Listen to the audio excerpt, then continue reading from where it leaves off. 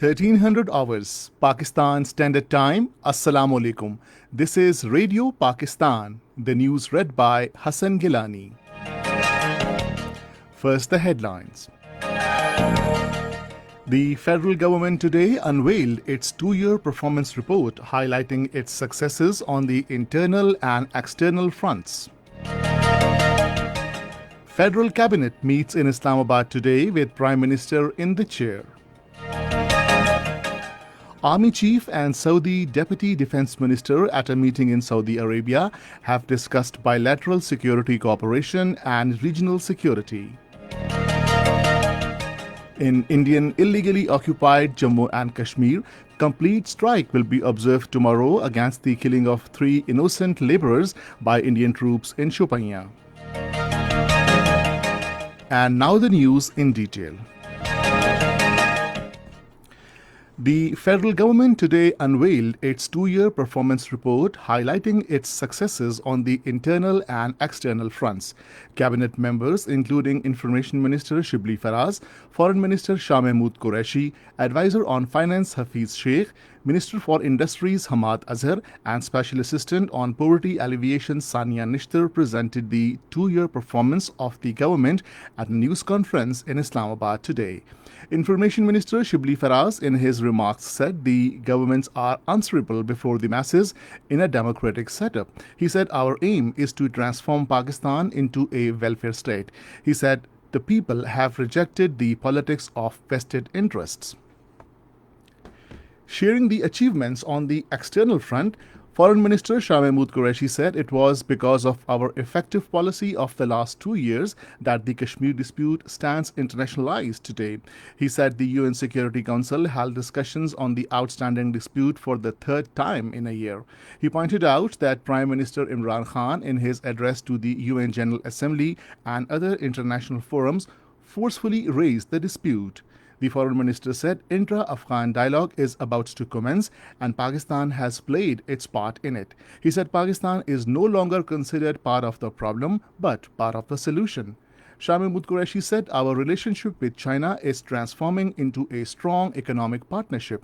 He said the second phase of CPEC involves industrialization in Pakistan. He said Pakistan has signed strategic engagement plan with the European Union, and as part of the economic diplomacy, we also engaged with Africa. Highlighting the problems inherited by present government on the economic front and the steps taken to overcome them, Advisor on Finance Hafiz Sheikh said it is our historic performance that the current account deficit was brought down from $20 billion to $3 billion. He said we have also returned loans of 5,000 billion rupees. The advisor on finance said the government also curtailed its expenditures. He said no borrowing was made from State Bank of Pakistan during the last fiscal year. No supplementary grants were also given during this period. Hafiz Sheikh said the government gave a mega package of 1,240 billion rupees to cope with the situation arising out of COVID-19. Federal Cabinet meets in Islamabad today with Prime Minister Imran Khan in the chair. It will discuss overall political and economic situation of the country. Chief of Army Staff General Qamar Javed Bajwa, who is in Saudi Arabia, met Saudi Deputy Minister of Defense Prince Khalid bin Salman bin Abdul Aziz. Matters of mutual interest, including bilateral defense, security cooperation, and regional security, were discussed. Over 270,000 patients have recovered from coronavirus in Pakistan so far. According to the latest statistics, the total active COVID-19 cases in the country are now 13,633. 617 new coronavirus cases surfaced during the last 24 hours, with 15 deaths from the pandemic.